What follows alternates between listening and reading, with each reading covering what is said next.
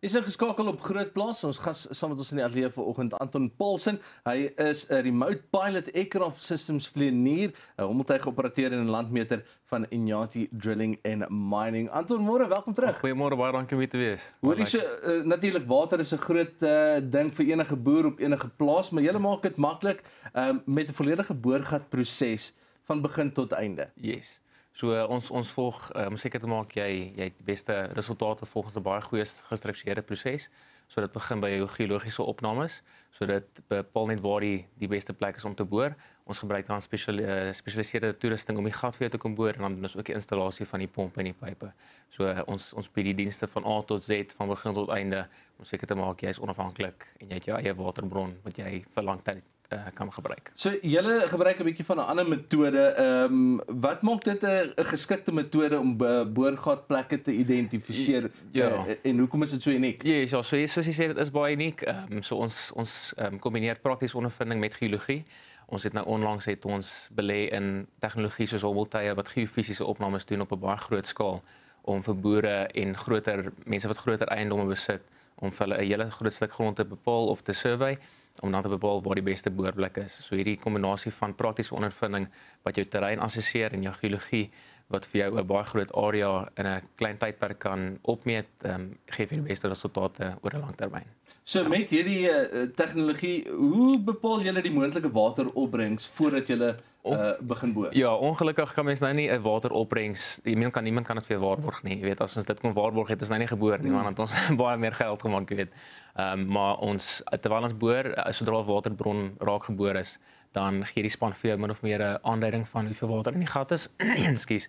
En dan na die tyd dan kom mense uit om spesialiseerde toetse te doen om seker te maak wat die volume van die gat is en ook hoeveel water in die gat is vir jou om dan te gebruik oor 'n sekere tydperk. So wat moet voornemende kliënte dan nou weet van die kostes hieraan verbonde? Is dit 'n duur storie? Dit is redelik 'n duur storie, maar mense moet net besef dat dit 'n langtermyn finansiële belegging is. So met tyd kom jou geld terug. Maar mense moet ook weet wat die kostes is in verband met die gatboor. So ons glo in deursigtigheid wanneer dit kom by ons kwotasies. So ons sluit in van jou geologiese opnames tot die boorproses en tot toekomende dienste wat jy dalk sou benodig met die gat. So dit is redelik deursigtig en mense kan altyd vra in terme van die proses en seker maak hulle weet presies wat die kwotasie is en seker maak dat dit wel die regte ding is om vir hulle te doen. So wat sou jou advies dan nou wees of raad aan iemand wat vir die eerste keer dink daaraan om 'n boorgat te kry? Ek dink mense moet seker maak jy kry 'n maatskappy wat ervaring het en wat ook 'n goeie rekord het in die boorbedryf. Hulle moet ook verstaan wat die prosesse behels om 'n boorgat te boor. So dit is begin by die geologie en die gat moet installeer word. So hulle moet seker maak hulle kry die kostes van A tot Z wat natuurlik Inyati vir hulle sal kan doen, want ons is al 14 jaar in die bedryf, goeie ervaring, ons het 'n goeie rekord, so hulle kan ons gerus skakel en ons kan altyd met hulle gesels oor die prosesse en die kostes. En as hulle in kontak wil kom met julle, waar kan hulle dit doen? Dit is op ons webtuiste, so dit is inyatigroup.co.za en dan het ons ook 'n telefoonnommer, dit is 012 940 0507. Anton, dankie dat jy weer kom kuier het. Baie dankie, lekker om te wees. Anton Paulsen, gewees van Inyati Drilling and Mining, en soos wat hy gesê het, as jy dalk dink aan 'n boorgat op jou plaas of iewers en hulle kan jou uithelp, al wat jy hoef te doen is gaan na inyatigroup.co.za. Ons is nou weer terug net hierna. So ons gesels ook vanoggend 'n bietjie met Tanya Blighnout van Dairy Standards Agency en sy is die operasionele bestuurder van Dairy Standards Agency en ons praat oor suiwelbedryf en wat aan die verander is. Tanya, goeiemôre en welkom op Groot Plaas. Goeiemôre, baie dankie. Is lekker om saam met julle te kuier vanoggend. So kom ons skop af en sê die suiwelbedryf, ons het nou al bietjie hierdie week daaroor gepraat en so klein bietjie laasweek, maar die bedryf spesifiek is aan die verander. Wat dryf die grootste verskil? Jong, ja, die praktyke en die fokus van die suiwelbedryf het geweldig verander die laaste 2 dekades, kan ons maar sê. En ek dink een van die grootste dryfkragte agter hierdie verandering is verbruikers wat verwag dat melk en die suiwelprodukte wat hulle op hulle tafel sit eties, veilig en volhoubaar geproduseer word.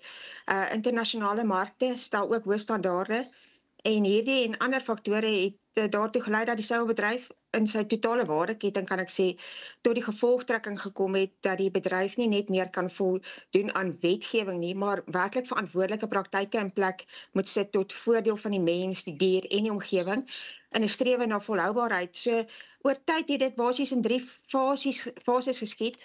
Die eerste fase, kom ons sê so aan die einde van die 1990s tot vroeë 2000s, was die fokus maar hoofsaaklik op die nakoming van wetgewing en dan praat ons nou maar hier van regulasie 961 waarop die stalsertifikate uitgereik word.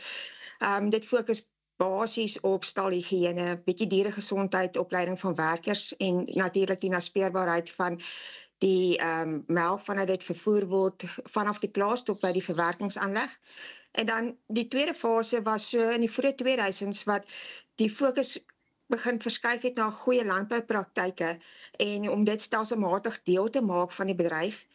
Hierdie beste praktyke kan gesien word as boublokke wat net bo op die regulasie geplaas word. Dit was allerminst net Suid-Afrika waar die fokus aangepas is nie, maar internasionaal is daar ook baie navorsing en werk gedoen rakende hierdie beste praktyke onder verskillende items. En die Guide to Good Dairy Farming Practices is al so vroeg as, ek dink 2003 gepubliseer deur die Internasionale Suiwel Federasie. So die fase waar ons nou is, wat ek sien as die derde fase, is die fokus hoofsaaklik op wat is die beste praktyk vir die bestuur van onder andere die melkpersele, dierewelsyn, gesondheid en dit alles lei dan tot volhoubare melkbedryf. So kom ons brei 'n bietjie uit op dit spesifiek, daai kode wat jy nou van gepraat het, die DSA kode van beste praktyk. Hoekom is dit belangrik vir produsente en hoe skakel plaasaudits dan nou by dit in?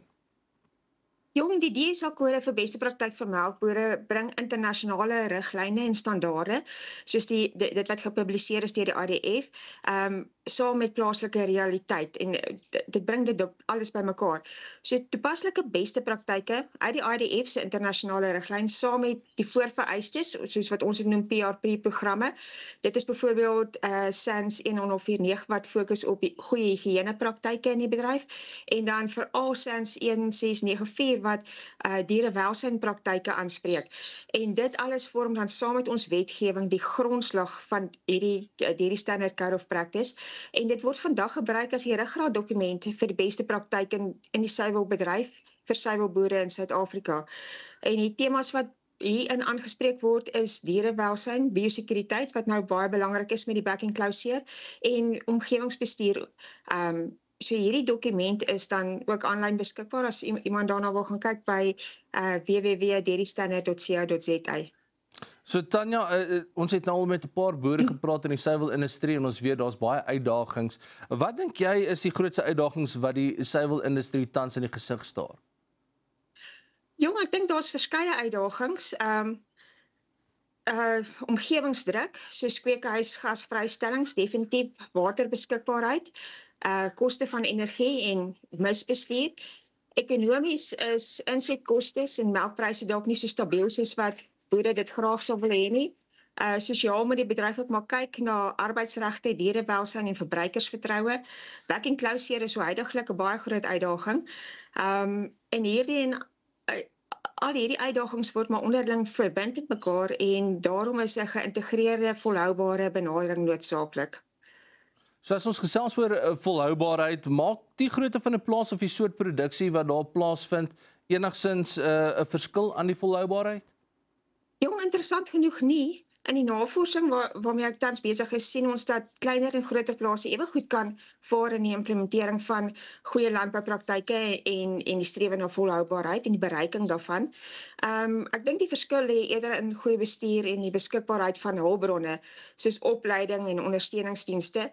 Daar waar plase regtig goeie bestuur het, sien ons en basies toegang het tot kennis en hulp, sien ons regtig verbetering en beter voldoening aan beste praktyk om volhoubaarheid te kan bereik. Nou, is daar enige spesifieke hulpmiddels wat tans boere help om meer volhoubaar te wees, wat jy dalk kan uitwys? Jong, buiten vir die kode vir beste praktyk is daar ook verskeie ander modelle en riglyne beskikbaar, waarvan heelwat boere reeds gebruik maak of van deel is. Een van hulle wat ek daar kan uitlig is die Destiny model wat deur Melk SA ontwikkel is. Dis 'n goeie voorbeeld. Dit help produsente om onder andere koolstofvrystellings, voedingsstofvloei en hulpbronverbruik te meet. Ondersteunende modelle of programme soos die, saam met die Dairy Standards se auditprogram, kan 'n volledige prentjie skets van hoe 'n plaas op volhoubaarheidsvlak vaar, en basies waar verbetering gemaak kan word in konteks van volhoubaarheid. Nou, as ons praat van stelseldenke in die bedryf, wat beteken dit in praktyk en kan jy vir ons 'n voorbeeld gee van praktyke wat 'n regtig 'n verskil maak? Jong, as ek praat van stelseldenke, is dit om die plaas as 'n lewende ekosisteem te sien. 'n Plek waar die grond, die vee, die water, die mense met mekaar verbind is. In plaas daarvan om elke probleem dan afsonderlik aan te pak, kyk die suiwelbedryf byvoorbeeld eerder na 'n sirkulêre vloei van hulpbronne. So afval word nou nuwe insette, energie word hergebruik, biodiversiteit kry weer kans om te herstel. En dit is hoe die bedryf regtig veerkragtigheid behou. So as ek nou kyk na voorbeelde, ons sien wonderlik is daarvan heidaglik in die praktyk, byvoorbeeld regeneratiewe grond, regeneratiewe boerdery. Dit is waar produsente baie doelbewus werk om hulle grondgesondheid te herstel deur praktyke soos wisselweiding, die gebruik van dekgewasse, kompos, en ander praktyk wat dan daarmee saamgaan. Daar is ook al boere wat byvoorbeeld kringloop-ekonomie benaderings volg, en dit is waar hulle byvoorbeeld mis gebruik uit hulle TMR-stelsels en dan die metaangas daaruit opvang en dit omskakel in energie om hulle produksieaanlegte op te loop. So, hierdie praktyke verbeter nie die omgewing nie, dit maak ook ekonomies sin vir baie van die produsente. So om net gou alles bietjie saam te vat, hoe sien jy die toekoms van die Suid-Afrikaanse suiwelindustrie, Tanya? Jong, ek glo regtig die toekoms van die suiwelbedryf is helder. Ons het al gewys dat ons baie aanpasbaar is en dat ons ongelooflik innoverend is.